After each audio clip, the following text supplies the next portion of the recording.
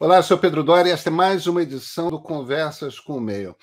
Meu convidado essa semana é um político e é um político um pouco diferente. É o vereador belo-horizontino Gabriel Azevedo. O que faz do Gabriel um político diferente? Primeiro, ele tem essa característica de ser um político suprapartidário. Ele é um defensor dos mandatos independentes. Segundo, ele é um vereador convicto, embora certamente seria um deputado federal que em Minas Gerais se elegeria com alguma facilidade, ele não quer, ele quer ser vereador, ele considera que o centro da política é a cidade e o parlamento, portanto, ele é um parlamentar municipal. Agora, não só isso, como ele é um sujeito que em vários desses cursos de preparação de políticos, de renovação da política, o Gabriel é professor. Ele é também um dos parlamentares no Brasil que mais cedo se engajou no mundo digital, fascinado com o mundo digital, é inovador no digital através de um aplicativo que ele criou e que se espalhou pelo país, no qual ele consegue interagir constantemente e de forma consistente com os próprios eleitores. Agora, faz um ano, Gabriel Azevedo saiu das redes sociais. Como assim um político no talo digital deixa as redes sociais? Não só isso, como ele diz que a percepção dele é de que ele melhorou como político, ele percebe consigo mesmo uma franca melhora na sua qualidade como político e na qualidade da política que ele faz. Mas como assim? Como é que funciona? Eu queria ter essa conversa com o Gabriel. Esse papel das redes sociais na política em geral, no trabalho do parlamentar em particular, e como ele é um cara que olha também muito para a política brasileira, é evidente que lá no final da entrevista eu agarro ele de jeito e vem cá. Qual é a sua previsão para essa eleição que a gente vai ter para presidente da República no final do ano e os 4 anos seguintes? Com vocês, Gabriel Azevedo.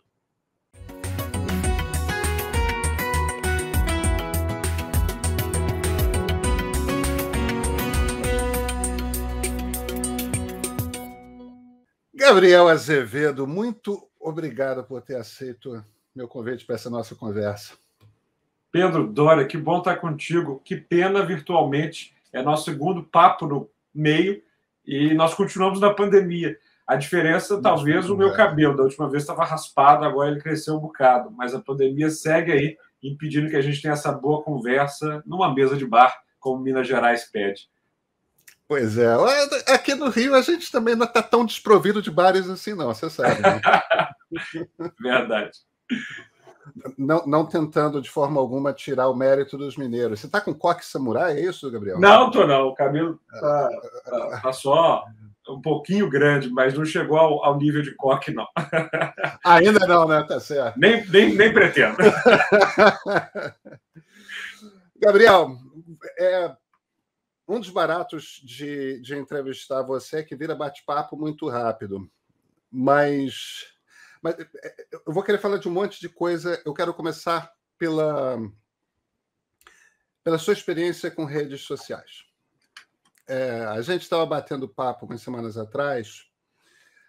Você é um dos vereadores mais interessantes do Brasil, no sentido de que você tem visões muito contemporâneas, muito século XXI, de cidade, de parlamento, de democracia.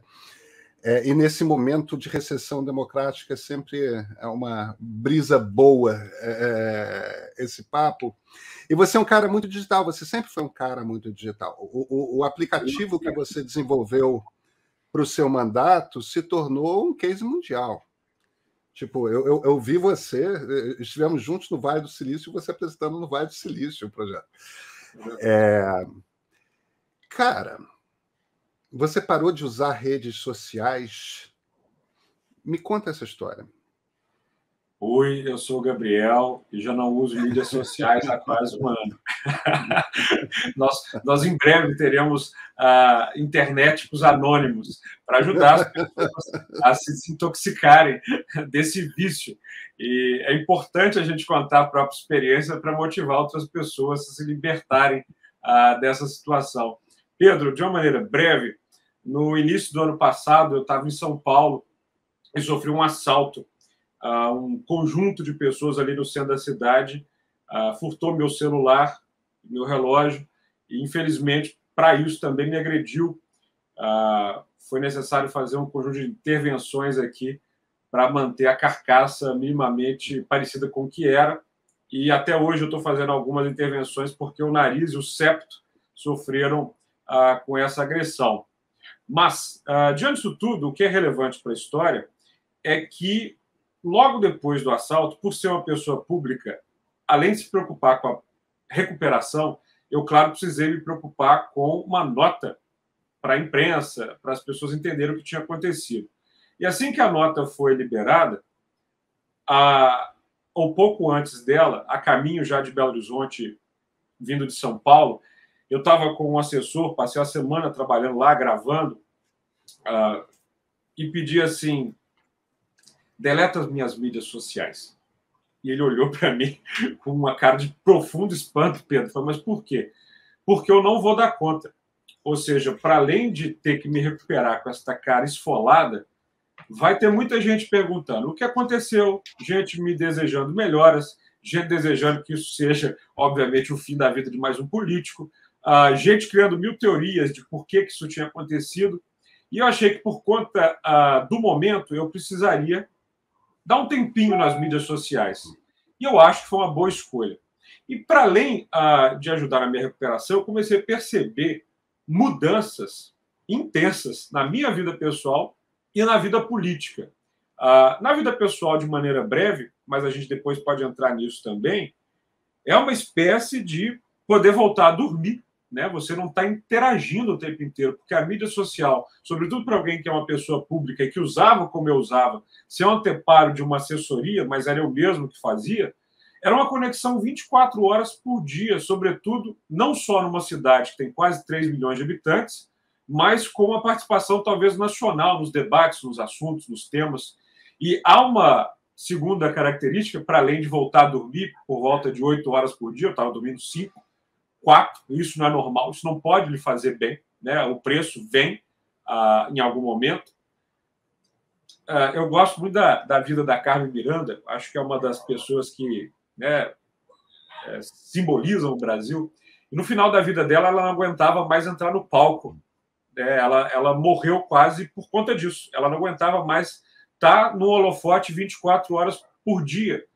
E acho que a mídia social, não só para pessoas públicas, mas para as pessoas que não exercem algum cargo, tem sido uma espécie de pressão para... O que você está pensando a respeito? Qual é a sua opinião sobre esse assunto? O que você está fazendo agora? Mas não postou nas últimas 24 horas, está vivo? É uma espécie de você tem que estar o tempo inteiro falando sobre algo, alguma coisa. E 3, eu acho que a presença nas mídias sociais, de certa forma, para uma pessoa pública, molda a atuação dessa pessoa pública num tempo que não é o tempo da política. E eu acho que esse talvez seja um assunto que a gente possa abordar de uma maneira mais profunda. A política requer bastidor, requer um tipo de diálogo com os seus diferentes que as torcidas organizadas da internet talvez não compreendam.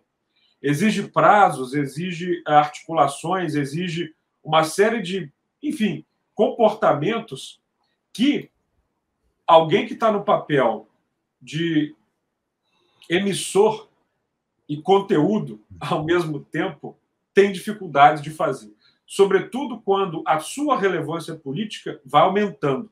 Então, para não ir longe, mas para iniciar essa conversa, essas 3 coisas fizeram com que eu tomasse a decisão de permanecer mais um tempo do que a minha recuperação fora das mídias sociais. E acredite, politicamente eu só sinto vantagens, eu não sinto, por enquanto, desvantagens. A não ser, claro, quando eu sou parado na rua, quando as pessoas me encontram, elas repetem que estão com saudade.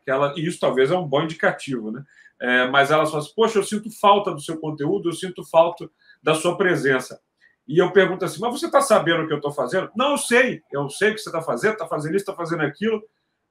E aí eu comecei a pesquisar mais os efeitos que isso tinha sobre mim, sobre o eleitorado e sobre até outros políticos que também não aguentam mais estar nas mídias sociais. É uma boa introdução? Eu acho que é uma introdução fascinante, porque cara, a gente tinha... Isso é a maneira como eu percebo a coisa. A gente tinha dois ambientes nos quais o debate público acontecia. De forma mais consistente, né? Fora dos parlamentos. Tá? Você, evidentemente, sempre teve os parlamentos, quando a gente está falando de democracias, mas em democracias liberais, você tinha outros dois ambientes, que eram a imprensa e a academia. Uhum. E a imprensa e a academia com funções um pouco distintas. A imprensa com a missão de trazer fatos a respeito do cotidiano, trazer as notícias, e com a função de popularizar debates, trazer ao público debates que estavam acontecendo no ambiente político e no ambiente acadêmico.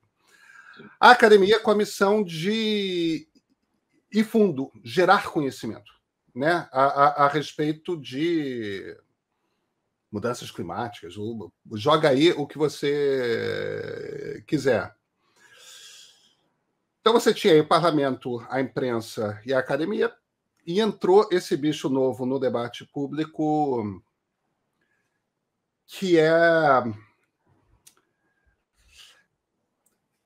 que são as redes sociais. E por um lado, as redes sociais trouxeram as pessoas para uma arena na qual elas conseguem ser ouvidas por uma quantidade grande de gente.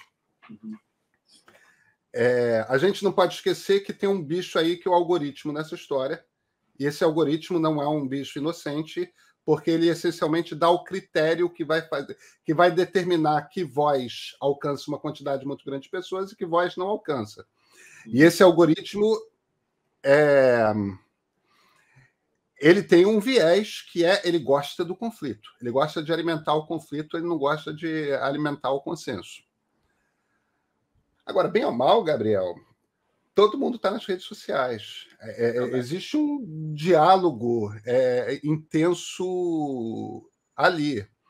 É claro que a gente tem um debate que está acontecendo no mundo todo sobre o quanto que as redes sociais interferem na democracia, mudam a democracia. Eu compro fácil a tese de que... Me parece muito convincente a tese de que as redes sociais estão diretamente relacionadas com esse período de recessão democrática, com a eleição de populistas autoritários como Donald Trump, como Jair Bolsonaro. Mas como é possível ser um parlamentar estar desconectado dessa conversa? Eu não estou dizendo que é impossível, não, tá? Como é possível? Bom, eu acho que não é possível e eu não sou ingrato. Eu devo, e talvez essa seja uma análise não apenas minha, mas das pessoas que conhecem a forma com que eu me elegi em 2016 e 2020, repito, eu devo essas eleições às mídias sociais. Não fossem elas, provavelmente eu não teria sido eleito e reeleito vereador em Belo Horizonte, com a votação, inclusive, que aumentou no segundo processo. Na primeira vez fui o 9º mais votado e agora o 4º mais votado. E eu estava utilizando a mídia social em ambas. Agora, como acho que nós dois chegamos aqui quando tudo era mato, né? Eu talvez tenha sido a pessoa que... Não, talvez não. Fui a pessoa que primeiro gravou um presidenciável numa câmera ainda de DVD, converti e joguei no YouTube, na eleição de 2006. Em 2004, eu estava participando já na internet, matéria eleitoral. 2008, a minha dissertação na Faculdade de Publicidade e Comunicação Social foi sobre o papel das mídias sociais na campanha do Obama e como isso vinha para o Brasil. Então, não estou novinho nessa história. Mas eu fui vendo uma transformação, você fala dos algoritmos, e quando a gente fala de mídia social, é importante separar de internet. Eu vou abordar, talvez, a academia, a imprensa e o parlamento, como você falou, mas é porque somos, de certa forma, usuários de 2 ou 3 principais mídias sociais, né? Eu não gosto de chamar de redes sociais, porque as redes sociais são as nossas conexões reais, né? O movimento pelas diretas já aconteceu no Brasil. Ulisses não tinha Twitter, Tancredo não utilizava o Facebook e a Fafá não postava a cantoria dela no Instagram, né? E ainda assim, milhares de pessoas, através das redes sociais, foram capazes de se reunir e derrubar um regime autocrático. Portanto, existe política sem mídias sociais. E as mídias sociais que nós usamos, podemos falar das principais, como o Twitter, como o Facebook, como o Instagram, elas são muito irresponsáveis com o aspecto democrático e com o aspecto político. Isso tem que estar em debate, sabe? Para além dos algoritmos, a ideia das pessoas criarem inúmeros perfis falsos de modo a corromper o debate, a corromper o processo, isso é fatal. A matéria-prima da democracia, quando ela surge, é a opinião. A democracia ela vai surgir do encontro das pessoas na ágora grega, da capacidade de cada um manifestar isso na Assembleia que ali surgiu. A opinião ela é importante, mas a opinião ela não é um fato, né? A opinião ela não é o fato. O conjunto de opiniões vai criando um ambiente democrático, mas isso não substitui fatos. E por que isso é importante ser dito a partir do momento em que a imprensa e a academia, ambientes cruciais para a evolução de uma sociedade, vão sendo degenerados e até corrompidos? No aspecto da imprensa, a partir do momento, e a gente estuda muito isso na Faculdade de Comunicação, quando eu me formei em publicidade e jornalismo, o ensino da internet em publicidade era banner. No jornalismo era portal, né? Eu formei em 2012, ainda estava começando. Hoje, como todo mundo pode ser seu emissor, a partir daquele momento crucial na política americana, onde um senador fala, não, mas essa é a minha opinião, essa é a sua opinião, dividindo e craqueando o fato em visões distintas, você abre, através da mídia social, a porta do inferno. E aí a gente vê terra plana, vacina não funciona, e um conjunto de outras coisas. Então, mas para a imprensa, a mídia social tem um papel muito complicado a partir do momento em que o político é também o portal, é também o jornal, é também a capacidade de promover a ampliação de um conteúdo sem precisar da imprensa. E, às vezes, a imprensa cai em truques muito bobos de alguns políticos que querem a reverberação do absurdo, né? E que utilizam os portais e os jornalistas que são forçados a, de certa forma, procurar os cliques, procurar mais visibilidade para o seu jornal através das mídias sociais, a fazer uma espécie de moinho do absurdo no processo da imprensa. Cheguei a comentar com você, assim, né? Em Atenas, você tem o surgimento da política e do teatro. De certa forma, maneiras de fazer o cuidado das pessoas, a interação das pessoas, e maneira de contar histórias do fictício, do que não é real. A partir do momento em que você tem o uso intenso das mídias sociais nos últimos anos, você mistura os dois de uma maneira absurda, porque o ambiente da ágora, o ambiente da política, é completamente chacoalhado com o ambiente teatral em que as mídias sociais se inserem. Então, para o jornalismo, é muito complicado quando o político não precisa mais ser fonte, não precisa mais ser entrevistado, não precisa escrever um artigo, não precisa estar numa mídia que tem curadoria, que é uma palavra-chave nessa história nossa. A curadoria está sendo despedaçada, né? Você não tem, depois a gente parênteses assim, não tem mais a força de uma MTV em fazer uma curadoria musical, né? Você tem uma lambança. E isso é complicado. Então, em matéria de jornalismo, eu acho que a ideia de todo mundo ser seu emissário, seu próprio emissário, é complicada. Tanto que no último ano, quando eu não tinha as mídias sociais, o meu relacionamento com a imprensa atingiu proporções que nunca tinha existido, sabe, Pedro? Eu, nesse momento, sem mídias sociais, conduzi uma comissão parlamentar de inquérito para investigar a máfia dos ônibus aqui na cidade, todos esses problemas que toda a capital tem, mas é muito raro você ter uma configuração de vereadores com a coragem de abrir uma CPI para investigar o transporte público. Aqui a gente conseguiu, e eu acho que eu nunca tive tão presente na mídia, vamos dizer, tradicional, jornal escrito, jornal, rádio, televisão, e na internet, nos portais, mas não no meu perfil. Então, a relação de passar essas informações para os jornalistas e eles fazerem uma curadoria desse conteúdo e passar para o público sem que ela tivesse ido diretamente de mim para o público, eu achei que foi muito interessante. Então, eu acho que a imprensa sofre com as mídias sociais a partir do político buscar ser o emissor de si, sem nenhuma curadoria. E quando você é emissor de si, você não tem jornalista, você tem publicidade, como a gente aprende na faculdade, né? E aí você tem um problemão. Quando você vai para a academia, outra parceira crucial da política, você tem a mídia social como uma espécie de destruição dos fatos e destruição também do saber. Eu acho que a mídia social, ao mesmo tempo que ela é muito interessante por dar às pessoas a oportunidade de se expressar, ela deveria dar, aí é um desejo, é claro, uma retórica, na mesma intensidade, o desejo de ser curioso e aprender. Ou seja, se eu tenho aqui na internet muita informação disponível, antes de eu emitir uma opinião ou emitir alguma visão, por que eu não vou buscar, então, aquelas pessoas que estão se dedicando há anos a fazer isso? Só que com a mídia social é muito importante ter uma opinião muito rápido, né? As pessoas são obrigadas a falar rápido sobre o assunto. Então, por exemplo, sei lá, vamos pegar aleatoriamente uma coisa recente. Invasão, talvez uma possível invasão da Ucrânia pela Rússia.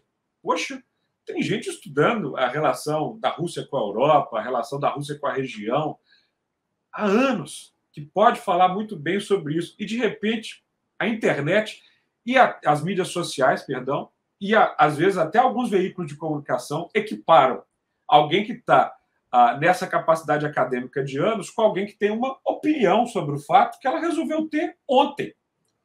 Como é possível, Pedro Doria, você ter a importância para a academia ou para o acadêmico que ele merece se essa opinião que foi fabricada no forno da mídia social ontem agrada muito um ponto de vista de alguém? Porque aí, nesse caldeirão, ainda tem o ressentimento, tem a vontade de estar certo. E uma coisa, né, o Tancredo falava, estou aqui em Minas, que aqui em Minas quem briga são as ideias, não são os homens. Fosse ele vivo, talvez daria para reparafrasear isso. Na internet, o que briga são os homens, e não as ideias, né? E isso é muito triste. Gabriel, somos liberais, eu e você. Sociais liberais. Sociais liberais. Sociais liberais. Não, é isso mesmo. Progressistas liberais ou sociais liberais, como a gente prefere. Isso. Essa coisa que no Brasil não existe, né? Que é o liberal de esquerda. O liberal progressista. Eu ainda falo liberal de centro por uma série de razões, mas a gente vai adiante. Enfim, tecnicamente, se a gente pega a definição do Bobbio de uma preocupação social, uma preocupação não com a igualdade dos homens, mas uma preocupação de garantia de igualdade de oportunidades e tudo mais, e um Estado que faça tudo isso, você cai na esquerda. Mas tudo bem, porque isso não existe, então não tem problema, a gente não existe. Como é que resolve isso? Por que eu estou te perguntando isso? É evidente que a gente não vai resolver o que o Parlamento americano e o Parlamento europeu estão com todos os recursos acadêmicos e técnicos tentando resolver há alguns anos já. Agora, a gente está num momento novo do capitalismo, que é a construção dessas empresas, que são corporações multinacionais que valem... Cara, até 2010, os Estados Unidos jamais tinha tido uma companhia com valor de mercado que passasse de $1 trilhão. Tem 3, está a caminho da 4ª. Entendeu? A gente está falando e esse dinheiro não é um dinheiro que os investidores na Bolsa de Valores, na Nasdaq ou na NYSE, atribuindo nada. São empresas que fazem uma quantidade maciça de dinheiro. Muito. Né?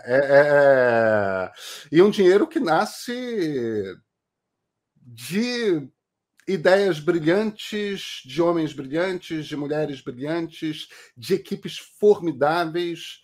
Quer dizer, tudo aquilo que nós gostaríamos que empresas fossem no mundo ideal.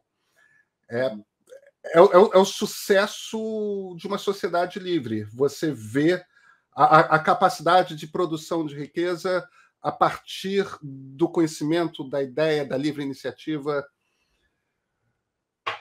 E, de repente, o sucesso dessas companhias começa a desmontar o debate público em tudo quanto é democracia, nas mais estabelecidas. Tudo bem, o caminho é a regulação. Quais são os seus insights a respeito disso? O problema não é trivial, Gabriel? Não, não é. Não, e o mais irônico, tristemente irônico nessa situação, é que essas empresas destroem regimes democráticos que são os únicos responsáveis por garantir a existência delas. Não tem Facebook, Instagram, Twitter e WhatsApp China. Na China, em Cuba. Na Rússia. Não tem. Isso é muito interessante e importante para a gente começar esse debate. Os únicos ambientes que permitem a profusão dessas tecnologias, que eu ainda consigo ver mais positividades do que negatividades, são os regimes plenamente democráticos, né? Ou, pelo menos, democracias falhas, como é o caso dos Estados Unidos também. Mas regimes híbridos e regimes autocráticos, eles, assim como perseguem o judiciário de cara, vão logo impedindo a possibilidade dos cidadãos se manifestarem livremente, o que é muito importante na democracia, que nem eu nem você queremos que acabe. Eu acho... Você se lembra do Orkut, claro, né, Pedro? Nós tínhamos a nossa... Vagamente, não é muito do meu tempo, não, mas... Salvo engano, o Orkut começou ali nos anos 2000, pelo menos no meu caso, e não durou muito mais do que 10 anos, né? Ele foi depois substituído pelo Facebook, que eu fui conhecer um pouco antes, porque eu tinha viajado, mas ainda não era uma febre aqui no Brasil. Mas a gente se dedicava no Orkut de uma maneira assim, quase como um avatar de si, né? Você escolhia com cuidado as fotos, o que você falava, os scraps, os testemunhos, os álbuns, e de repente aquilo acabou. E eu me lembro de um caso interessante, porque aqui em Minas Gerais tinha um candidato que baseou a campanha dele toda no Orkut, e ele seria candidato pouco antes do Orkut entrar em um declínio completo e muito rápido. E ele não foi eleito, inclusive assim, ele desapareceu politicamente porque tudo dele estava baseado ali. Então, talvez o primeiro insight é: a bola precisa ser colocada no chão. Há um deslocamento da realidade política para as mídias sociais que me impressiona profundamente. Eu vejo parlamentares... no executivo fica mais complicado, porque prefeitos, governadores e presidente estão já, por causa da cultura brasileira, muito na mente das pessoas como quem tem que entregar... Opa, alguma coisa disparou aqui me ouvindo em algum celular. Mas já arraigado no pensamento brasileiro que prefeito, governador e presidente tem que entregar, né? Ou seja, tem uma conexão real de um prefeito, governador e presidente, porque chove, despenca a casa e alguém é culpado. Geralmente, o poder executivo. Aí nós vamos no que é o grande sustentáculo da democracia, o poder legislativo, o parlamento. Vereadores, deputados estaduais, distritais e deputados federais e senadores contam, primeiro, com não é no Brasil, é na maioria dos lugares, com desconhecimento do cidadão sobre a função de representação, legislação e representação. E fiscalização, muito importante. Então, daí você já tem um problemão, porque esses políticos talvez não são eleitos para as funções que eles têm que realizar. Aí começa o nosso problema. Como você não sabe exatamente para que serve o parlamentar, você tem uma escolha mais emocional, embora a escolha do executivo também seja emocional, podemos falar sobre isso, mas muito menos racional do que a escolha para o executivo, né? Você não sabe que essa pessoa vota o orçamento, que ela garante que o executivo cumpra as suas metas, que ela é capaz de legislar de um jeito que muda completamente o crescimento de uma cidade. Ela não sabe o que é um plano diretor e o que um vereador tem que fazer em respeito disso. Ela não sabe o que é a função de uma região metropolitana, então um deputado estadual pode não saber também. E no caso do parlamento, do Congresso, um país como o Brasil, que tem atrasos monumentais, como uma reforma tributária, uma reforma administrativa e tudo mais, e que isso depende de tecnicidade, mas, sobretudo, de diálogo parlamentar e de construção política para acontecer, ela vai jogar no parlamento figuras que estão muito interessadas a ter uma profusão de cliques, de curtidas, de compartilhadas, de conteúdos que talvez são muito bem feitos, mas cuja relevância de impacto parlamentar é zero. É zero. E aí é aquilo, né? Eu tenho uma participação em algumas escolas de política, ensino candidatos, uma certeza eu tenho. Não dá para ir para a eleição com o eleitor idealizado. A gente vai para a eleição com o eleitor que a gente tem. Mas, ao mesmo tempo, eu sempre pergunto para meus alunos que estão dispostos a concorrer numa eleição a seguinte questão, Pedro Doria: você está disposto a perder pelo que você acredita? Isso é muito importante para um político. Ou seja, eu não vou roubar para ganhar, eu não vou me corromper, básico, né? Eu vou falar a verdade e eu tenho um conjunto de coisas que eu quero realizar como parlamentar. Se eu sou um parlamentar que acredita em densidade urbana, que quer ver uma cidade se adensando, porque eu acho que isso é bom para a mobilidade, eu não vou fazer um discurso contrário na eleição para ganhar o voto dessas pessoas e depois, lá no parlamento, não fazer isso. Mas o que acontece é que as eleições estão muito distantes das ideias reais da população, né? Então, por exemplo, a gente discute numa eleição para vereador se você é contra ou a favor da descriminalização das drogas. O vereador não faz isso, né? Você tem no debate municipal, às vezes, uma pauta de costumes ou uma pauta de reforma trabalhista que não é uma questão municipal. E aí você deixa de lado mobilidade, lixo, sustentabilidade. Estamos vendo de dezembro para cá um conjunto de cidades sofrendo com chuva porque você não tem planejamento urbano, você não tem táticas de cidade esponja, enfim. Então, eu acho que eu começaria essa mudança pela localidade, Pedro. Porque, assim como os federalistas, os constitucionalistas americanos originários começaram das cidades, se a gente não muda essa lógica nas cidades, ou seja, vamos tratar do que é local, do que está impactando na sua vida, porque a invasão da Ucrânia pela Rússia, claro, é um assunto que pode te nutrir interesse. Mas, amigo, até isso mexer com a configuração da Europa, ter uma inclinação na moeda, a mudança que isso vai ter no teu barraco que está desboncando aqui na zona tal de Belo Horizonte, não tem. Então, assim, trazer a internet ou a mídia social para a realidade mais factível e municipal possível, é um papel de qualquer agente público.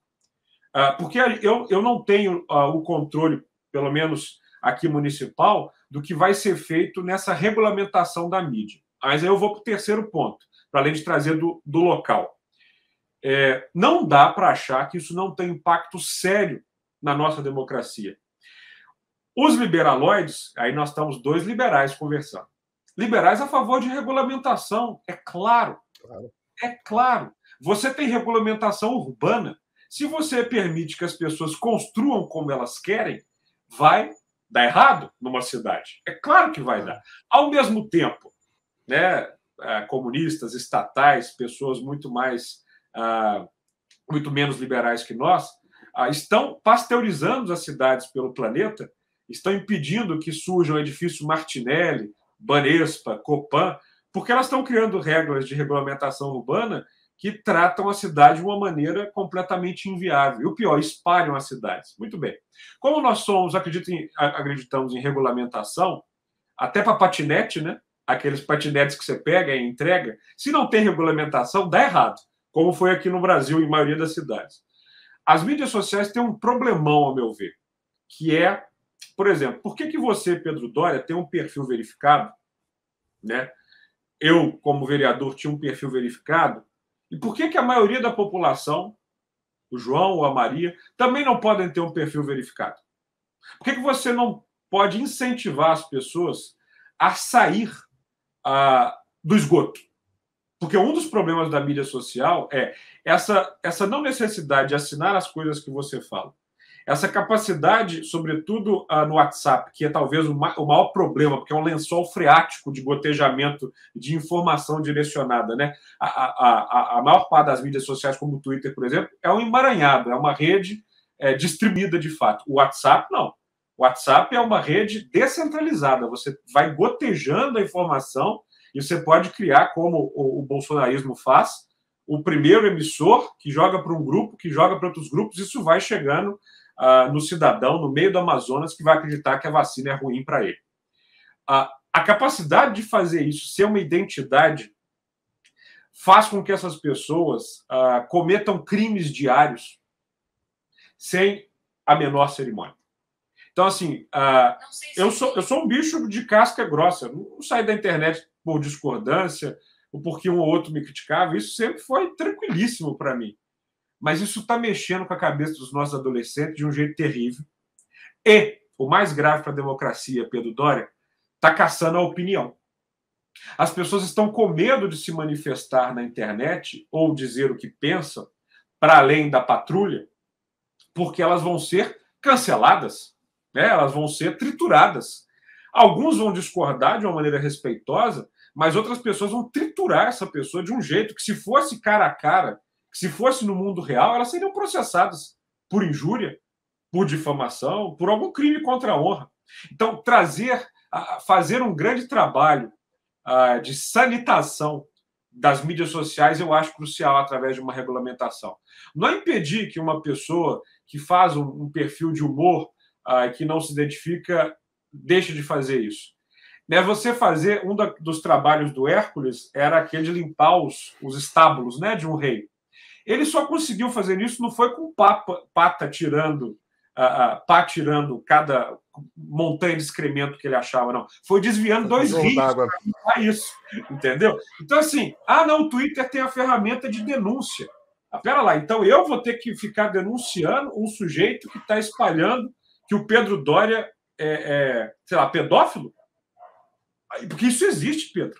E isso, assim, você é bom de briga, não tem queixo de vidro, mas essa não é a realidade das pessoas, não. E não é a realidade dos políticos também, que são muito suscetíveis a qualquer tipo de pressão. Um exemplo, aqui em Belo Horizonte, nós, por conta da CPI dos ônibus, criamos 2 legislações para apertar o cerco nesses mafiosos. A gente viu uma série de perfis falsos criados, obviamente, por interesse desses grupos, indo nos perfis dos vereadores falando, não vote contra essa lei. Perfis criados há um mês, mas assim, que tinham uma série de características, e já curtiu algumas coisas, já seguiu outras, para dar a impressão de que havia uma pressão popular contra essas leis, que não existem. Então, a regulamentação desse processo é uma garantia de salvaguarda democrática e institucionais até para essas empresas continuarem funcionando. Porque, senão, nós vamos começar a ir num terreno muito pantanoso que gera, por exemplo, Brexit, e aí começa a atacar no mundo real. O Brexit só aconteceu por causa das mídias sociais, porque houve quem as manipulasse, e porque não havia regulamentação sobre o assunto. E hoje, as entradas da Inglaterra estão cheias de caminhões que não conseguem entrar, porque tem um conjunto de regulamentação para assinar. Está faltando mão de obra, está faltando comida, né? Nós tivemos 4 anos de Trump, até o Twitter resolver bani-lo, e os efeitos dele para o mundo, não é só para os Estados Unidos, são terríveis, por conta de mídias sociais em que estratégias mais estapafúrdias, num processo eleitoral de presidencialismo de 2 turnos, né, que é muito complicado, porque na hora que você cria 20% da sociedade garantindo a eleição de uma pessoa, ou a votação de uma pessoa, você cria o que o Bannon sacou de uma maneira muito genial. Ou seja, se eu pego 20% da sociedade, acabou. Eu travo. Tem os meus adversários, que pegam 20% também, e o meio não consegue sair dessa encalacrada, porque basta isso para uma eleição presidencial. Nos parlamentos, isso já é mais complicado, né? Nos países parlamentaristas, você tem uma dificuldade. Mas, ainda assim, como nós vimos no Brexit, você tem efeitos. Há efeitos disso no mundo democrático inteiro. A China não está preocupada com isso. Cuba também não está. A Rússia, jamais. Hungria, não está ligando. Por quê? Porque os processos democráticos nesses lugares já foram corrompidos de um jeito a derreter a democracia. Mas no Brasil, que de acordo com o Democracy Index da The Economist e com o VDEM, nós somos uma democracia falha que, infelizmente, tem piorado com os últimos anos. Por cultura democrática, por participação errada dos parlamentos, por uma série de coisas, por perseguição à imprensa. E no centro disso tudo estão as mídias sociais utilizadas de um jeito complicado. Quarto, para eu te passar a palavra, para além dos agentes públicos, tem uma questão de cultura. Drauzio Varela ele tem um papel incrível para traduzir medicina e saúde de um jeito que todo mundo entenda no Brasil, né, Pedro? Você, com o seu Twitter, que eu adoro, traduz história, política, atualidades de um jeito muito bacana. A didática com que nós temos que tratar o uso das mídias sociais precisa de ser encampado por quem tem juízo no Brasil. Seja pelos grandes centros de comunicação, pelos empresariados. Se todo mundo continua usando a internet como usa, o cidadão é parte da cadeia de distribuição de desinformação, de ódio, de perseguição, de cancelamento, de tudo. E não há ideologia que se salve nisso, viu, Pedro Doria? Não é só a loucura à direita, como o fanatismo à esquerda. Todo mundo é parte de um processo de cadeia de distribuição. E isso é muito complicado. Quando você tem um hábito quase viciado de passar o dedinho na tela do celular, porque tem gente realmente assim, se não tapear o celular, entra em pânico. Se não abrir o Twitter para passar... E você já parou para pensar um pouco nos efeitos que está criando um pouco na nossa memória, Pedro? É tanta informação diária, é tanto conteúdo que, se você para lembrar o que viu na semana passada, todo mundo tem dificuldade em responder. Mas se você procura entender o que aconteceu há 10 anos antes das mídias sociais, está tudo registrado. Então, esse derretimento da cachola das pessoas precisa ter um basta, porque os efeitos são muito complicados.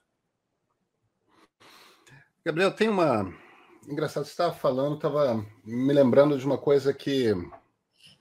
Tem um artigo, uma cláusula pétrea na Constituição, sobre a qual eu tenho uma opinião ambivalente. Fazer o quê? A cláusula pétrea está lá, não vai mudar. Esperamos, né? Porque só uma ruptura institucional permitiria a mudança. Sempre falo, desculpa de interromper, quando alguém quer muito jogar nossa Constituição no lixo, eu vou no artigo 60, parágrafo 4º, e pergunto para as pessoas quais das 5 cláusulas pétreas elas discordam. Eu vou ver, eu estou curioso para ver a sua. Mas, geralmente, deve ter a ver com direitos fundamentais. Não, é no artigo 5º. É vedada a gente proibir a censura prévia, mas veda o anonimato. Eu entendo a intenção, mas acho que o anonimato pode ter, em determinadas circunstâncias, o seu valor. Pode ser uma ferramenta importante de uso da liberdade de expressão para você fazer uma denúncia que pode... A toda hora, pessoas têm denúncias para fazer, só para citar um exemplo evidente, e, às vezes, aquela denúncia pode causar algum tipo de prejuízo pessoal à pessoa, ou até uma ameaça à própria vida. Isso é uma circunstância. Outra circunstância é o humorista que quer se disfarçar por trás de um pseudônimo. Por vários motivos. Ou porque quer o personagem mesmo, numa coisa mais teatral, ou porque, por circunstâncias diversas da vida, não quer ser identificado com alguém. E, no entanto, a sátira tem esse valor imenso de escancarar na cara de todas as pessoas, às vezes com um tipo de humor que até desagrada, mas escancara certas... máscara, só tinha máscara, né? Ninguém interpretava sem máscara. Você não via o ator, nunca. Isso. Então, agora, às vezes, quando eu olho para as redes sociais, me dá vontade de ficar gritando: vem cá. com anonimato é proibido. Você pode falar o que você quiser. Eu não posso censurar previamente o que você tem a dizer. Mas no Brasil, você é obrigado a assinar o seu nome embaixo do que você está dizendo. E me parece um pouco que o que você está falando é que a solução passa pela revisão do anonimato. É isso? Não. Não. Passa pela plataforma. Você deu 2 exemplos em que eu posso colocar como interseção a plataforma. Uma pessoa que vai fazer uma denúncia anônima, ela encontra salvaguarda na Constituição para fazê-lo. Você vai ao Ministério Público de forma anônima, você vai até a nossa comissão parlamentar de inquérito de forma anônima, você envia para um jornal denúncias de forma anônima. O teatro, o cinema, o jornal permite a assinatura de pseudônimo. São plataformas. O que eu te disse em relação à mídia social? Como você falou, eu tenho um aplicativo. Quando eu lancei, chamava-se Meu Vereador, depois passou a ser Nosso Mandato, hoje se chama Tem Meu Voto. E olha que coisa importante. As pessoas que entram lá opinam de forma a poder mudar o meu voto no plenário. Veja você. Então, assim, eu boto lá o projeto de lei, digo qual é a minha intenção de voto, mas se a maior parte do meu eleitorado votar de maneira diferente de mim, eu me comprometo a mudar o meu voto. Eu permito a participação anônima? De jeito nenhum. Para participar do meu aplicativo, a pessoa se cadastra com título de eleitor e com a identidade, porque cada pessoa ali é pessoa de carne e osso. Senão eu vou votar uma matéria que contraria, por exemplo, o interesse da classe tal, e aí todo mundo faz um perfil anônimo mentiroso ali e perverte esse processo. Pedro Doria, você vai à urna eleitoral votar de maneira anônima? Não. Não. Ninguém exerce cidadania de maneira anônima. Cidadania, sob o ponto de vista constitucional, ativa ou passiva, votando ou sendo votado. O anonimato ele tem sua importância, sim. E por que eu te disse que a regulamentação da internet não passa por proibir o anonimato? Não é isso. Mas vamos pensar nós dois, talvez a sua, mas a minha... Desculpa interromper seu raciocínio, só que eu acho que tem uma explicação. Você é constitucionalista, então você pode me corrigir, mas eu acho que é importante. A Constituição brasileira não proíbe o anonimato, o que ela proíbe é a censura prévia, vedado o anonimato, ou seja, você não pode ser previamente censurado se você estiver assinando o seu nome ali embaixo. Agora, se você se manifestar de forma anônima, aí você pode ser previamente censurado. Poder não quer dizer que você será. Obrigado. É isso, né, Gabriel? Que diz... Mas, num país em que as pessoas interpretam o artigo 142 como intervenção militar constitucional, você imagina o que eles fazem com esse inciso do artigo 15. Então parece assim, não, porque o anonimato... Que isso, galera, o anonimato ele pode acontecer de várias formas no Brasil. Meu ponto é, do mesmo jeito que o meu aplicativo exige... Aí as pessoas, não, mas eu quero influenciar seu voto de maneira anônima. Não vai, ué. Como não vai? Não vai. Então, assim, nós dois, eu não sei você, mas acho que eu acerto ao dizer que sua mídia social favorita é o Twitter. É o Instagram. É o Instagram? Olha só, a minha é o Twitter. Palavras acima de imagens, embora lá você também possa... É só porque o ambiente de conversa tem mais espaço de respiro. É por isso que eu prefiro o Instagram. Concordo. E aí, veja bem, no Twitter você tem uma série de ferramentas em que você pode impedir algumas pessoas de te acessar. Elas vão continuar falando lá, mas num quarto escuro. Você não vai ver o reply, ela não vai poder conversar. Você nem bloqueou, não. Você só fez um filtro falando, olha, eu não quero, por exemplo, conversar com perfis que foram criados há menos de um mês. Boa. Agora, você imagine se o Twitter desse para o cidadão brasileiro, ou se a gente tivesse essa necessidade aqui, ou até essa oportunidade, que eu não sou a favor nunca de obrigar ninguém, de verificar o seu perfil. Hoje, o selinho azul é uma espécie de troféu. Nossa, status. É um status, inclusive. Barando. Imagine que qualquer cidadão tivesse direito àquilo. Está aqui a minha identidade. Tá igual banco, né? Você faz conta. Eu vejo com muito otimismo, por exemplo, o movimento de inovação no sistema financeiro brasileiro, né?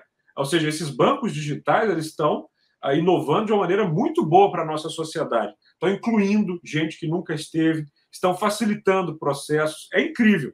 Quando você vai fazer uma conta no banco digital, alguns, pelo menos, me pedem a identidade, um selfie, assinatura no papel, alguns modelos de verificação. Então, imagine que fosse fácil e até incentivado por parte das mídias sociais que você verificasse as suas contas, Pedro. E aí você, que é um emissário de conteúdo de altíssima qualidade, tivesse o seguinte clique no seu perfil. Eu só quero interagir com gente verificada. Porque se esse sujeito cometer um crime contra a minha honra, eu vou ter os meios legais de agir. Isso inovaria as mídias sociais no Brasil de uma maneira significativa. Porque o que te afasta do Twitter não é interagir com alguém que discorda de você. Não, tenho certeza, você é um democrático. Ou com alguém que pensa diferente, ou com quem tem dúvida. Não, isso tudo é enriquecedor. Agora, o que te afasta dali é porque tem gente que quer te xingar puramente, tem gente que quer discutir com você, que tem um belíssimo conjunto de livros, sobre um tema que você ficou 10 anos estudando, e ele quer chegar ali e botar uma banca de 24 horas. E geralmente, quem é verificado, o tom de discussões sobre os projetos de lei, no meu aplicativo, você tem campo de comentários do projeto de lei. É altíssimo nível, Pedro, entre quem concorda e quem discorda, porque numa mesa de bar, cara a cara, quando a gente está se vendo, não existe isso que tem na mídia social, que é quase aquele desenho do Pateta, quando ele vira o cara que ele entra no carro, né? É outra pessoa, é um monstro. A democracia talvez não surgisse em Atenas se já tivesse mídia social, porque a democracia surge na conversa, né? E a conversa se dá de maneira respeitosa. Tem uma pessoa ou outra que não é tão bem calcada nessa sociabilidade, mas, em geral, o brasileiro é artista de conversa e de diálogo. Faz isso com muita propriedade. A mídia social, às vezes, desperta o pior nas pessoas. E eu não estou falando como alguém que é anjo. Eu talvez já tenha feito tweets, ou já tenha feito comentários que eu me arrependo, sobretudo quando eu estava começando a utilizar. Agora, a partir do momento que você tem essas pessoas identificadas, olha, você pode aí... Vou dar um exemplo para você, Pedro, no que é mais urgente na vida de um jovem brasileiro que usa mídias sociais. O Tinder ou o Grindr. Duas ferramentas, dois aplicativos que servem para encontros, para relacionamentos.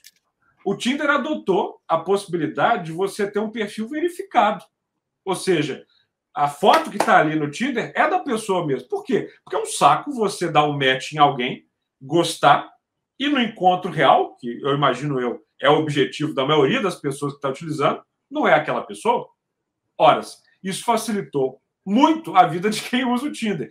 Quem está usando o Tinder quer dar o like no perfil verificado ou no falso, Pedro Doria? Falso não, claro. Mas aquele que não tem a verificação. Claro. Então, eu sempre, pelo menos politicamente, democraticamente, atuo pelo incentivo. Como vereador, eu não quero dar multa em quem não tem um painel fotovoltaico. Eu quero dar um crédito da dívida financeira da cidade para quem instalar um. Então, se você motiva as pessoas a vir... Por exemplo, quando surge uma briga numa festa, eu não quero que aquela briga contamine uma festa legal. Então, eu atuo com meus amigos para tirar as pessoas daquele bolinho da confusão. O problema é que a internet virou um grande bolo de confusão, não tem regulamentação, não tem formas de você impedir com que essa briga venha na sua direção, e aí o ruim é que isso acaba com a festa. Muita gente bacana, muita gente legal, acha que a mídia social está transformando ela numa pessoa mais ansiosa, mais agressiva, menos paciente, menos disposta ao diálogo, porque a cultura digital vai modificando as pessoas. E, politicamente, é a mesma coisa. Tem uma foto que fizeram do plenário que eu achei genial. Serve até para um artigo. Alguém clicou dezenas de parlamentares no chão do plenário, todos com o celular voltado para si, fazendo uma transmissão. Não. O plenário é o lugar dos parlamentares conversarem entre si. Agora, por exemplo, a Câmara aqui, a Assembleia, o Congresso, adotaram modelos digitais de participação. Eu fui até muito entusiasta aqui de modificar o nosso regimento interno para assimilar essas ferramentas digitais para o Parlamento, para a Câmara Municipal de Belo Horizonte. E eu acho ótimo. Não substitui o plenário, Pedro Doria. Porque uma piscadinha na hora de uma votação, uma conversa no canto, um diálogo com lideranças, isso muda a votação. E isso você não faz cada um de casa conectado no seu computador, né? Não adianta, não tem essa velocidade. Então, tudo vai ficando híbrido. O rádio veio com seus problemas, teve gente pulando de prédio achando que uma cidade estava sendo invadida com alienígena, e a coisa evoluiu. O cinema veio, a televisão veio. Toda a mídia social que vai surgindo tem suas vantagens e suas desvantagens. O problema principal da mídia social na internet é que ela surgiu há pouco tempo e nós ainda estamos meio embevecidos usando isso sem notar os efeitos, porque não tem tempo até acadêmico de entender os efeitos de uma maneira tão científica. Mas eu acho que um bom observador, e você é um bom observador, já tem fatos suficientes para achar. Não, nós precisamos fazer alguma coisa. Então, por parte dos políticos, é botar o pé no chão e entender o que te move politicamente e o quanto que essa mídia social de fato está te ajudando ou te atrapalhando a conseguir isso. Para político que tem causa, né? Não para bufão circense que faz do parlamento o seu picadeiro. Para esses não tem correção. No fim das contas, a gente ainda está na época que o rádio está elegendo Mussolini e Adolf Hitler, né? Talvez não nesses níveis de extremismo, mas ninguém com uma boa voz de rádio se elege no rádio hoje, como se elegeu nos anos 30, né? Eu posso mudar um pouco essa analogia? Pode. A mídia social não permitiria um Hitler ou um Mussolini se ela atingisse os dois do jeito que o Chaplin fez com o grande ditador. Se mais pessoas tivessem visto aquele filme, porque poucas coisas atingem mais uma ditadura ou um ditador quanto o humor. Do que o ridículo. Claro. Que é faltou mais humor contra o Bolsonaro. Faltou. Uma pessoa tão ridícula, um prato cheio para comediantes, merecia menos militância engajada e mais humor. Porque a militância engajada ela acaba sendo tudo que o apoiador do Bolsonaro precisa para se retroalimentar. Mas uma piada, ela é fatal. Né? Então, acho que hoje seria difícil para esses dois. Mas seria muito interessante para os dois ter mídia social, no sentido em que se o discurso contra os judeus talvez pegasse de um jeito que mais rápido, porque ele conseguiria fazer esse absurdo ser mais célere. Então, assim, acho que a velocidade é a grande mudança, não tínhamos naquela época, né? E a capacidade de cada um ser também uma linha de condução, o que não tinha naquela época. São as grandes diferenças. A minha analogia, eu costumo fazer essa analogia para ressaltar um único ponto, que é o seguinte: quando um meio de comunicação de massas novo entra, ele causa ele é levado com uma seriedade que não dura muito mais do que 15, 20 anos. Mas nos primeiros anos ele é sempre levado com uma... Ele tem um tipo de impacto que ele perde a capacidade de ter a analogia para nessa observação. Não é uma tentativa de comparar rádio com... Sim, e você tem razão na observação a respeito do humor. É engraçado que a gente tem excelentes humoristas de esquerda no Brasil, todos levaram muito a sério o Bolsonaro, né? Muito! Fora um Marcelo Adnet aqui, outro ali, ninguém fez piada com o Bolsonaro, todo mundo quis denunciar o Bolsonaro. Isso reforça... Por que é muito importante uma pausa aqui? Porque a mídia social exige que você demonstre a sua pureza e o seu bem. Você já falou hoje, Pedro Doria, que você não é nazista na mídia social e que você não é racista? Que é muito importante você dizer isso todo dia. E é muito importante. Aí nós temos, eu posso pegar ali na estante o Fukuyama, com Identity, né, um livro crucial nessa história. o identitarismo que vem como um trator nas mídias sociais, ou seja, se eu não me engajo, se eu não mostro o tempo inteiro que eu sou politicamente correto, que eu quero, pronto. E aí você está gerando para os ressentidos, né, para o outro lado, um combustível, mas um combustível que eles não calculam. Acho que essas pessoas que levam a coisa de um jeito tão engajado assim, não imaginam o quanto os estrategistas do outro lado gostam disso. Vamos discutir se nós vamos falar da cor rosa ou azul para as crianças. Nossa, que absurdo, ministro. A gente não ridiculariza essa dona, não. A gente leva ela a sério. A gente discute se roupa rosa... E aí as pessoas precisam se engajar. Não, olha eu aqui vestindo o meu filho de rosa. Entendeu? Ninguém trata ela como estúpida. As pessoas levam isso a sério e tentam se engajar com o contrário para provar o quanto elas são boas.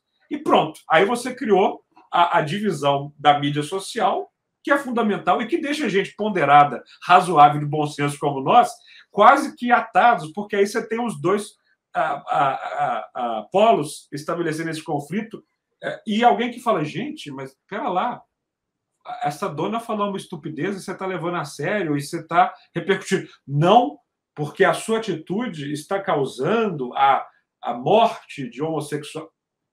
Amigo, sou um vereador abertamente bissexual, atuo para que o orçamento contra a violência LGBT aumente para garantir que a violência não aumente. Gente, pera, eu estou fazendo aqui um mundo real. Porque tem uma coisa também, desculpa, isso desperta em mim os instintos mais primitivos, Pedro Dória, a militância digital, e apenas digital. O Obama falou disso no discurso de um jeito maravilhoso. O cara dá um clique, ou faz um post e faz assim, ó. Hoje eu me engajei. Hoje eu mudei o planeta, sabe? Hoje eu fiz um post que teve 20 mil compartilhadas. Uau! Poxa, eu mudei o planeta. Me ajuda aí, meu filho. Tira a sua bunda do sofá, tira o dedão do celular, entendeu? Abre a janela. Vamos para o mundo real. Se fica só nessa... Porque é uma egolatria absurda, Pedro Dória. Não, eu fiz um post, eu defendo essa causa. Ok, isso está mudando de fato. É quase um greenwash, né? A coisa assim, não, eu fiz aqui uma coisinha para o meio ambiente. Várias empresas adotam coisas que são muito bonitinhas para publicidade, mas para o meio ambiente não muda nada. Olha que campanha linda digital. É tudo baseado na publicidade apenas, e não no concretismo. Então, essa militância do bem, nossa, eu estou falando aqui uma coisa que é maravilhosa, incrível, mas isso não está gerando impacto e, por vezes, está gerando pior, o engajamento do outro lado. Então, assim, a gente tem que quebrar essa cadeia de ficar... Eu fico vendo, assim, há alguns parlamentares, para sair do executivo e para o legislativo, que fazem... Sabe quando você pega um laser e faz o gato ficar indo atrás do laser, Pedro Dória? Tem parlamentar que é especialista nisso.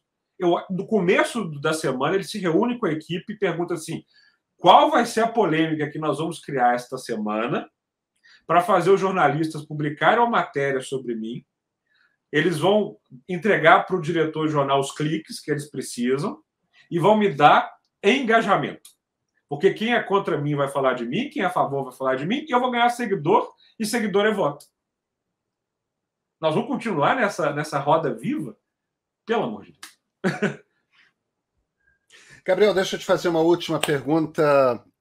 Fugindo de toda essa conversa...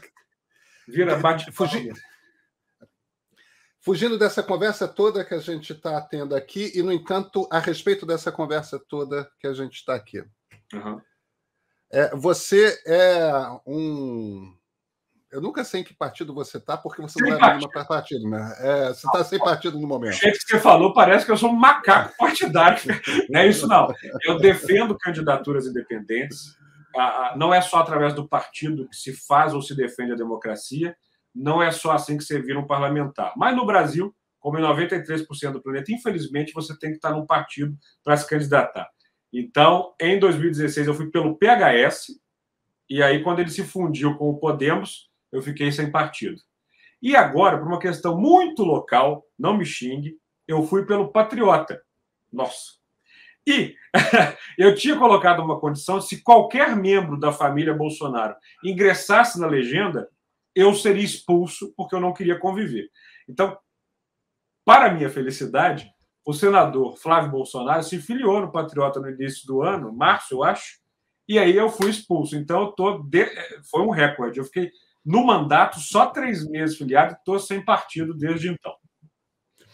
Desculpa, eu não quis caricaturar sua postura de luta pela ideia de candidaturas independentes de partido.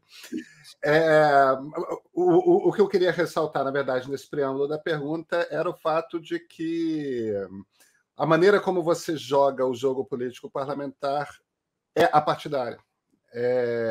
Você busca essa independência. Você busca essa independência.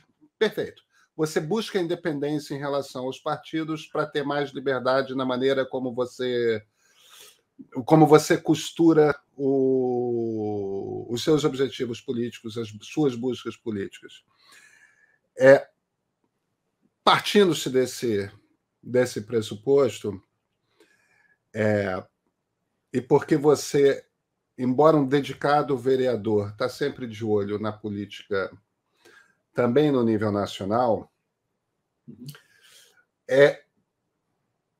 que Brasil você está olhando para esse ano eleitoral? O que você acha que vai se desenhar? E, a partir daí, qual é a sua perspectiva para o mandato da próxima pessoa a ocupar a presidência da República? Como é que você acha que vão ser os próximos anos? Vou focar primeiro no parlamento. Eu sou suprapartidário, não gosto dos partidos como eles estão estabelecidos no Brasil. Eu seria de um partido social liberal se isso de fato aqui defendesse. Se tal coisa existisse. Né? No anterior, eu, por exemplo, eu faço parte do Movimento Livres. O Livres tentou, de certa forma, fazer o PSL virar uma coisa séria nesse sentido. Não deu muito certo. O Bolsonaro foi para lá e a gente pulou fora. Mas o que eu sinto? As legislações que foram aprovadas, eleitorais e partidárias recentemente, Pedro, vão fazer com que 2022 seja um ano de aglutinação partidária, sob minha visão. Por quê? Porque você tem uma busca muito intensa por um número de cadeiras de deputados, porque isso significa fundo partidário, mais até que o tempo de televisão, que acabou voltando. Eles falaram que ia acabar porque ia ter o fundo partidário, agora tem o fundo e o tempo de televisão partidária de novo. Mas quanto mais deputado federal você tem, mais fundo eleitoral você tem, fundo partidário, e se você não atinge a cláusula de barreira, o seu partido não tem isso. Então, nesse momento, Brasília, mais do que pensar no presidente, pensa nas bancadas. Em busca dessa sobrevivência, surgiu a figura das federações. Vamos lá. As federações, em resumo, é a criação de um partido em tempo recorde. Ele pode ser... ela pode ser comparada com a incorporação ou fusão partidária, porque, na prática, uma federação vai ser um partido só.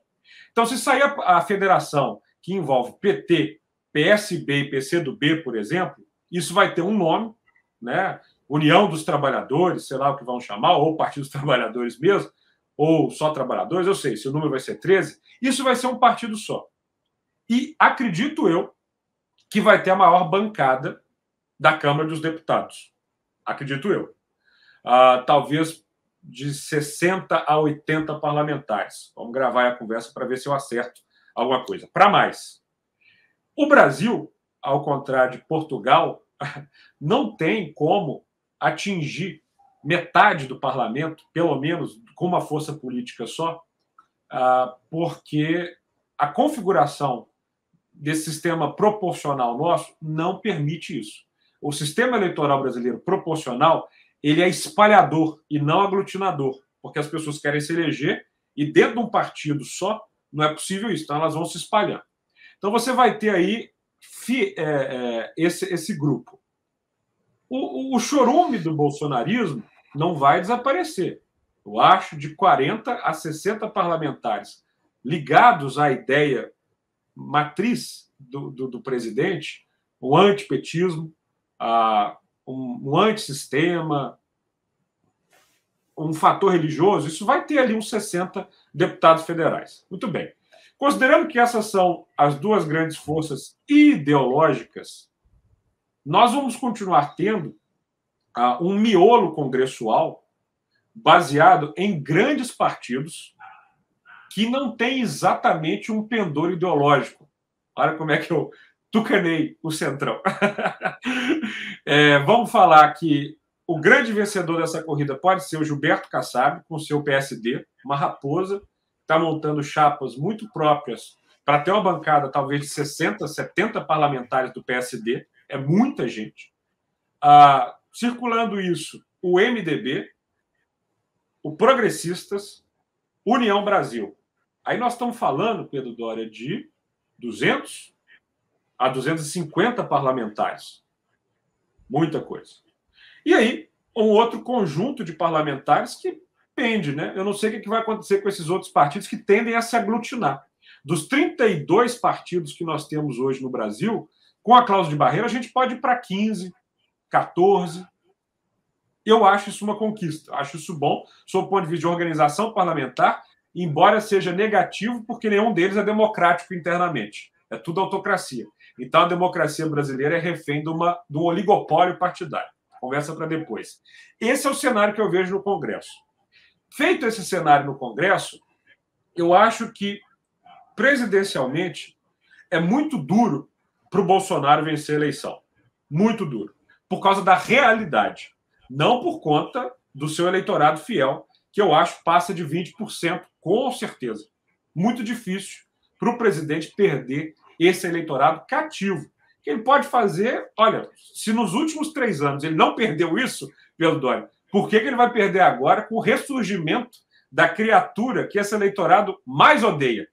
Né? Ou seja, o Bolsonaro é cria desse ódio contra o Lula, sobretudo. Então, vai estar lá os 20%. Muito pouco, provavelmente, o Lula terá menos que 30% dos votos.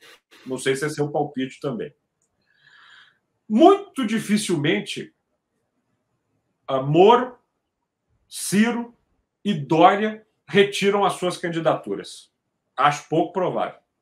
Porque Ciro está indo numa direção e o PDT ele vai sofrer muito ali dentro, talvez seja cristianizado, porque os pedetistas vão sentir o peso da atração do Lula no eleitorado da esquerda, e vai ficar o Lula e o Ciro, que o resto vai estar, né, tudo com o Lula. Então, Lula e Ciro, o Ciro vai sofrer o tempo inteiro do eleitorado da esquerda essa pancadaria. Na internet a gente vai ver isso de uma maneira organizada, uma orquestra de destruição do Ciro, mais por parte da esquerda, que vai estar querendo fechar a fatura no primeiro turno, do que por parte da direita. Né? Então, Ciro não retira, acho eu. Ele foi muito longe para retirar. O Moro também acho muito difícil de retirar. Né? Ele está ali no seu terceiro lugar, com as prerrogativas, com o bolsonarista desapontado, com o antipetista, com o antissistema. Eu tenho muitos senões a quem nunca foi vereador e quer ser presidente, viu, Pedro Doria? Sempre. Vereador, o cargo mais importante que pode ter numa federação. E o Dória, o Dória conseguiu vencer de maneira muito apertada as prévias do PSDB, tirando o Eduardo Leite do jogo, que eu achava que seria um fator de novidade de fato na brincadeira, com todos os problemas por ser tucano que ele teria e outras questões, seria um fator inovador, não venceu, e é o Dória. Não vai contar com a máquina do PSDB, Dória não é burro, vai deixar os tucanos refestelarem-se no fundo, ele vai conseguir criar uma máquina paralela ao PSDB para tocar a campanha presidencial dele. E aí vem um problema matemático, Pedro Doria. Com esses 3 disputando, aqueles que não estão nos 30% do Lula, eu estou jogando para baixo, não estão nos 20% do Bolsonaro, eu estou jogando para baixo, vão conseguir aglutinar num deles uma posição que passe o Bolsonaro? Acho muito difícil. Estou lidando com matemática e com o olhar que a gente tem hoje, nas vésperas do dia 1º de fevereiro de 2020. Assim, matematicamente, se cada um deles tiver num cenário muito positivo, 15% cada um, e aqui estou chutando muito para cima, você tem um segundo turno, porque o Brasil não é parlamentarista, nós não estamos construindo governabilidade congressual, nós temos um parlamento sendo eleito de maneira desconectada com o presidente. Então, a chance do Lula, no segundo turno, derrotar o Bolsonaro, para mim, existe. E aí o Lula está eleito presidente, com uma bancada congressual muito fiel, na base de 100 parlamentares, 100 e pouco, e ele vai ter que fazer o que já fez no seu primeiro governo e no seu segundo governo, lidar com a governabilidade no presidencialismo de coalizão. O que será que isso vai gerar, meu caro Pedro Doria? Não acho que vai surpreender muita gente. Você vai ter uma repartição de ministérios, você vai ter um jogo político que o Lula é craque em fazer para tentar liderar esse Congresso, e o mundo real vai estar diante de um Brasil muito encalacrado economicamente, com indicadores sociais em recuo, e também com o ambiente político, para pelo menos quem pensa no bem da democracia brasileira na nação, a ser arrefecido. Né? A ser arrefecido. Lula e o PT estão dispostos a esquecer um pouco a vingança e partir para o diálogo com as forças, sobretudo mais centristas, e até o eleitor do Bolsonaro, que é um cidadão, ou vão partir para o tudo ou nada contra o Bolsonaro, o Bolsonaro, tomara que partam mesmo merece a cadeia. Mas os seus eleitores vão partir contra o judiciário, ou parcela dele, vão partir contra a imprensa, porque os apoiadores mais fiéis ao presidente Lula, ao ex-presidente Lula, continuam com o mesmo carinho da torcida em relação à imprensa. Você já deve ter notado, né, Pedro? Assim, o bolsonarismo e o Lula em relação à imprensa, carinho é o mesmo. Diferentes visões de ódio. Então, eu acho que esse é o cenário que eu vejo. Governadores, a gente se alongaria muito aqui, poderíamos falar de Minas, que eu acho importante nessa disputa, de São Paulo e de Rio de Janeiro. Aqui em Minas você vai ter um cenário, a priori, Zema e Calil, e nenhum dos dois, a priori, são palanque de Lula e Bolsonaro, no segundo maior colégio eleitoral, que sempre definiu eleições no Brasil desde 89. Quem ganha em Minas vira presidente desde a Nova República. Dessa vez, pela primeira vez, Minas não é palanque nem para Bolsonaro e nem para Lula, teoricamente, com os dois que estão mais à frente das pesquisas. O Rio de Janeiro tem um cenário muito incerto, e São Paulo, nessa coisa, no balão de ensaio do Alckmin, do sucessor do Dória, e de um racha no eleitorado paulista que remete aos anos 30, né, Pedro? Assim, porque você sempre ali teve um eleitorado muito cativo do PSDB, e com o surgimento do Bolsonaro e com esse ódio que se criou ao Dória ligado a isso, você não sabe o que pode acontecer no governo aí de São Paulo, né? Porque esse bloco eleitoral, sempre muito unido, se partiu no Rodrigo, que vai ser o candidato do Dória, mais algum candidato mais bolsonarista, mais algum candidato a novo, e certamente a esquerda vai estar unida. Então, talvez em algum candidato do Lula. Então, nós vamos ter talvez um segundo turno aí em São Paulo, em que a esquerda tem a chance de estar e não vamos ver o candidato. Acho que cobri bem, né? Eu acho que você cobriu bem. Gabriel, muito obrigado pela conversa.